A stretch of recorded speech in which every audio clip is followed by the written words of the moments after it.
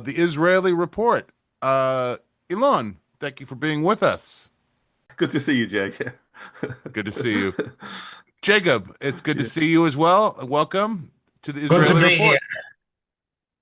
Let's get started. What do you have on your radar this week as we talk about Oh, things happening in Israel?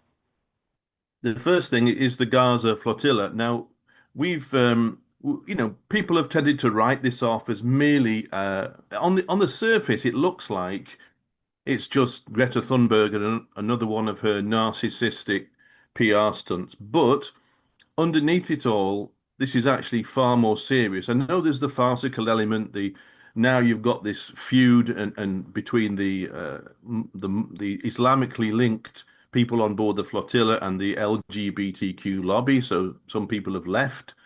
But behind all of this and all this silly nonsense with the flares and everything and the setting themselves on fire and stuff, I mean, that's the crazy part. But beneath it all is something rather more dangerous. I mean, we've said before that this flotilla is not some humanitarian enterprise at all. It's funded largely by Hamas and Qatar, and it's designed to actually provoke an international incident because they're sailing towards a combat zone, and Israel will not allow vessels to enter this active combat zone and will not allow them to breach the lawful naval blockade. But now, because of the latest stunt where they set themselves on fire and blamed Israel for doing it, now in addition to the Spanish Navy sending a destroyer, the Italians have also weighed in. And this is symptomatic, I think, of some of the, what's the word, declining sympathy or the distancing themselves of European nations, even friendly ones like Italy, are drawing back a little bit because of the bad press that Israel's been receiving over Gaza. But this whole thing is a completely suspicious, dangerous enterprise. This flotilla, it is something deliberately provocative, designed to make us look bad. And may God have mercy and undermine this thing. I think I would if I was kind of mean, I'd be praying for an Acts 27, 14, and 15 event to happen. Like happened to Paul when they Yeah, when they the got past the shipwreck, yes. feast, a Euro Yes. or something like that. Really that You're would go kilo, on. you're a kilo. Yeah, it would that would sort a few things out. But I mean, that's just and if it got disrupted and blown back towards Italy or blown back down the other end of the Mediterranean, I don't think too many of us would be upset by that. That would certainly remove the problem for a while anyway. Okay, so that's one thing. Another interesting thing that came up is you don't know if you know Israel has a military intelligence unit called 8200, which is Yes. the Israel. Yeah, they're a bit like that place in the UK, a little bit similar, but this is more GCHQ. military. ECHQ, exactly. They connect Yeah, but collect they're in trouble signals. with Microsoft now, aren't they? That's right. Yes, Microsoft have decided to pull the plug. Now, this is the bizarre, weird, hypocritical, ironic thing. Microsoft announced on Thursday that following a report in the British newspaper, The Guardian, it's loosely called a newspaper, but based on information from left-wing Israeli websites, Microsoft determined that Unit 8200, which uses Microsoft Azure platform to store and analyze millions of phone calls of Palestinians in Gaza and in Judea and Samaria, that after an internal review, Microsoft ruled that this violated its terms of service, stressing, quote, that Microsoft does not provide technology enabling mass surveillance of civilians, end quote. And there's your irony. You know, latest versions of Windows where your data isn't even your own. Microsoft's one of the worst offenders for that, I would say. I mean, they were selling consumer and military data. They were cooperating with the Chinese Communist Party Yes. not too long ago, and there was a whole scandal over that. So, what hypocrisy, really. Okay. another thing, of course, the big one of the big things which I think we want to discuss in great detail later is the this whole thing with the sovereignty of the idea of a Palestinian state again. And people, you shouldn't be deceived by by any thoughts that Macaroon and Starmer actually care about Gaza or the Palestinians. No, Yes. they don't care about them. They only care about the votes of the Yes. Muslim populations in their country. Because, like, for decades, they've had 50 or more years to do something or to help with the problem, and they've done nothing but made everything worse. So don't be deceived by any of this. It's all pure realpolitik. All they want is votes and to stay in power, and they'll do anything to achieve that. Um, but now the other thing that came up a lot was the reactions because this war with within Gaza and other things are dragging on.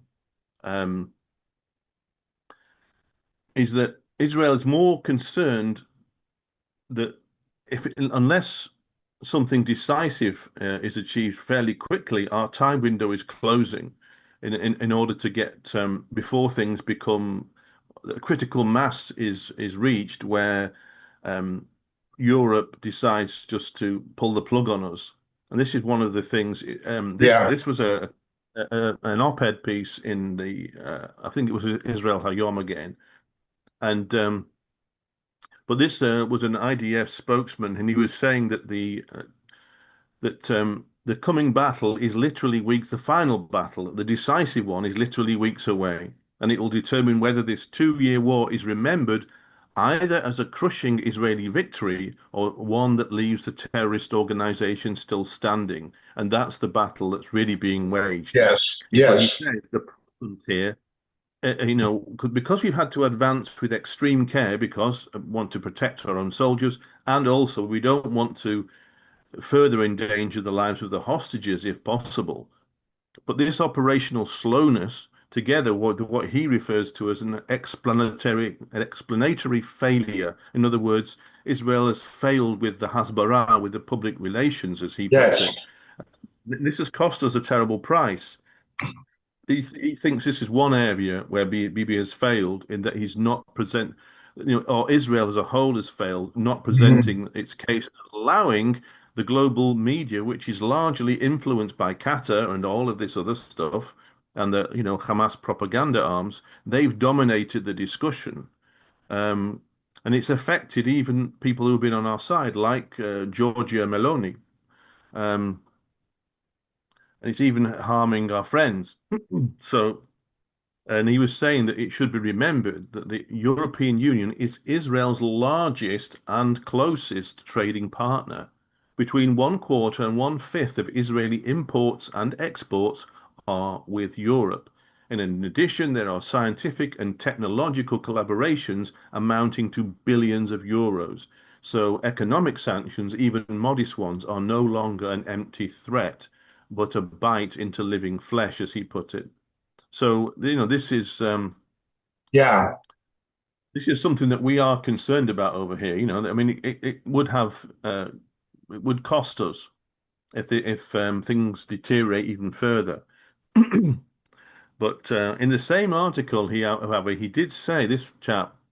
He said that the Euro, that actually, in a sense, we would understand this as judgment falling on Western Europe. But he says that the Europeans are already paying the price of their weakness and hypocrisy because Yes. Russian aggressiveness now does not let the weakness emanating from European capitals go unnoticed.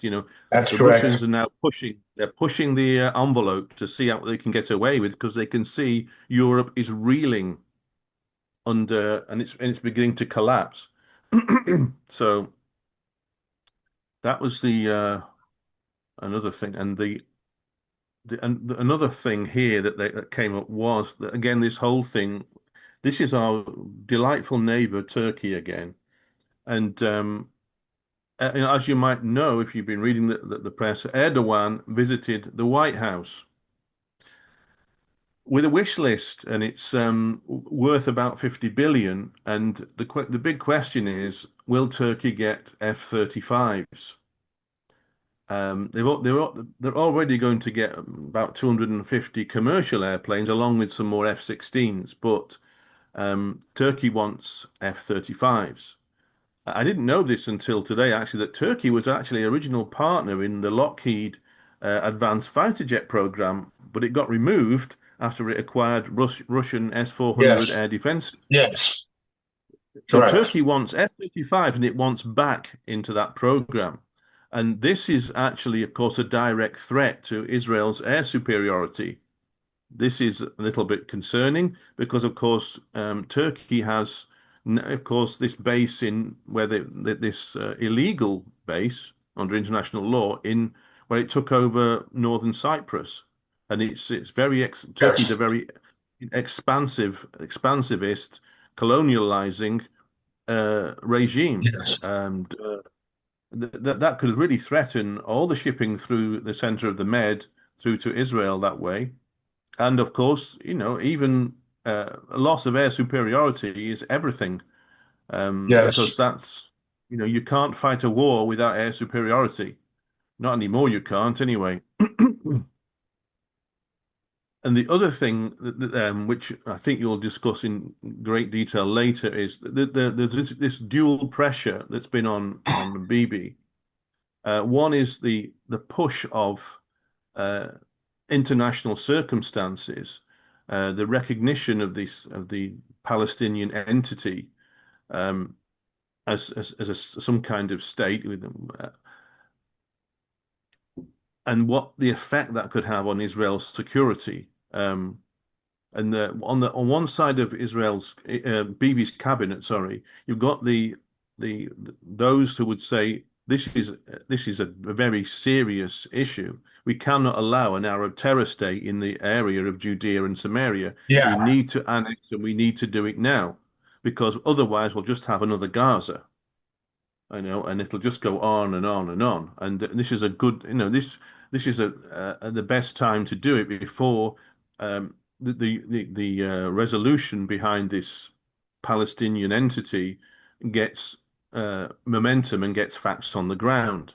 That's the one side, and I absolutely agree. I think in that sense, we need to do that. We need to annex. We need to do it as soon as possible. But of course, there is the issue with President Trump's saying, no way, no, he does not agree with it. He's definitively said no to this annexation and Israel taking sovereignty over Judea and Samaria. Now, this initially, when I first read it, I thought, what? That looks bad. But there is another perspective to this, and this is that in this article, particular, this guy wrote the following: the American president's decision to close the door on extending sovereignty provides Prime Minister, that's Bibi, with a ready-made answer for the hardliners on the right. The move to sovereignty at this juncture, in this point in time, would have exacted extremely heavy political and economic costs, primarily in the form of European sanctions even more severe than those still anticipated to arrive. The decision by President Trump to close the door definitively on the idea of applying Israeli sovereignty in Judea and Samaria did not surprise anyone who had correctly assessed the diplomatic lay of the land. In the view of the American president, who sees himself as protecting Israel daily from both internal and external threats and pressures, sovereignty grants him no benefit, only an unwelcome headache. So why would he involve himself in it? For Prime Minister Bibi, the American president's decision marks a moment to feel relieved. He now possesses a devastating answer for the right-wing sector of the coalition and members of the Likud who are continually pressing him for sovereignty. As recorded in the Book of Esther, for a writing which is written in the king's name and sealed with the king's ring, no one may reverse. What Trump determined is now fact, and nothing can be done about it. So even though sovereignty is very much on the public agenda as well, they're mostly in favor of it. For the time being, that's off the agenda, and unless something that doesn't mean it cannot change in the future. You know, Trump, I think he's a sensible guy, and he can be flexible when needed to be. But it's given Bibi a bit of a breathing space from the pressure, and also it means that he can walk that line and see if we can avoid being too hammered by what Europe has still got to do to us, but not that it won't get any worse than it is already. So, Yes. this writer concludes that sovereignty will eventually come. I think it will, because we know that we can pick up that from what's written in like Matthew 24 and other places. It does really give well, it's implicit there that there is Jewish control over Judea and presumably Samaria, and of course the Temple Mount and everything. So those things are preconditions for some of the things that we see in Matthew 24. So we know it's coming, but maybe this is not yet. So there we go. There are a number of background issues with what Mr. Trump said. One, he still continues to pursue the Abrahamic Accords as a way forward for the Middle East, and an annexation would be an impediment to that, absolutely. Secondly, there's the vulnerability of Israel. Because of what's happened with the recognition of Palestinian state by European powers, by Britain and by Australia, United States is the last linchpin. It's almost a humiliation for Europe. It's only what America says that counts, not Europe. And as long as the States is not going to do it, that's the only thing that practically matters. But it increases the reliance on America politically and strategically, but not only that, economically. With European markets beginning to close down and boycotts beginning to gain momentum against Israel, China is not an alternative. China has become more and more, not visibly, but certainly progressively and under the surface, hostile to Israel. China is definitely no friend of Israel. Israel's found that out the hard way. And it has its own agenda in the Middle East, and Israel is not part of what they are supporting. So, and plus China has its own major economic problems. So the Asian markets are not an alternative to Europe without China in any big way. There's India, connections with the Indian Silicon Valley in Bangalore, with Herzliya in Israel, the Israeli Silicon Valley in the Middle East. But that's about it. Africa, again, there's not good alternative markets for trade in Africa or Asia. Despite the distance, it increases reliance on the United States. Once more, the last economic linchpin Israel really has is American high-tech companies out of Silicon Valley that use Israeli subsidiaries as R&Ds, as for research and development purposes. So many of the upstart companies, high-tech upstart companies in Herzliya and in Haifa are bought by Americans or subsidiaries of American high-tech conglomerates. So that, again, increases the economic reliance of Israel on the United States. So there's basically, strategically, politically, and economically, America's holding a lot of cards now in terms of Israeli foreign policy. They do not have a lot of leeway to step outside of what Trump wants. Although I would personally like to see them just annex the West Bank. I would personally like to see them do it. What I do think you're going to see, though, in Israel is something incremental. They will begin increasing the construction of apartment blocks of places like Ariel and an eastward expansion of Ma'ale Adumim. Yes. And even of places like Kiryat Arba, which is the Israeli section of Hebron. You're going to see an expansion of existing settlements and West Bank communities is what you're going to see. That'll be the compromise. Finally, there's the hypocritical element that there is the religious right of Israel, the religious right, the rabbinic right of Israel.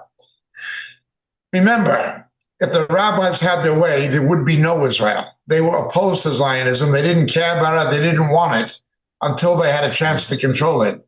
The very people who,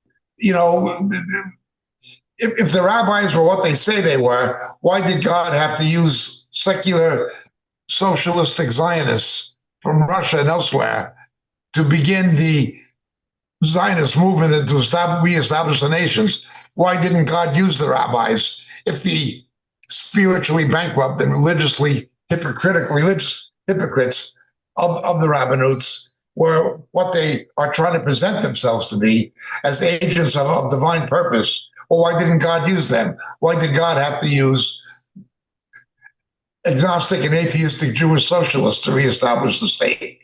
So there's in Israel, there's a lot of distaste and disrespect for the religious right, for the West Bank rabbinic Jewish Orthodox communities who are yelling the most for the annexation. They're disliked and disrespected for a lot of reasons, including the refusal to serve in the military and so forth, which is still ongoing. So there's a domestic dislike of the religious right in Israel, who were the biggest advocates of it. Would you agree, Elon, with what I put forth? I think we need to distinguish here between the Hasidim and then you've got the religious Zionists. Yeah. Because I mean there is a bit of a difference there. Oh yes. Yeah. I mean, some of the ultra-Orthodox, their behavior is more parasitic, but with your religious Zionists, they're very committed to serving in the military, very committed to to the state of Israel and it yes, absolutely. The Hesed Yeshiva and so forth. They are. Yeah. But initially, they were not the Zionists. They were not the Halutzim. They were not the pioneers. Right. Course, yeah. They jumped on the bandwagon later. Yes. Thank you so much for your update, you guys. And let's go ahead and thank you so much, Elon, for your update.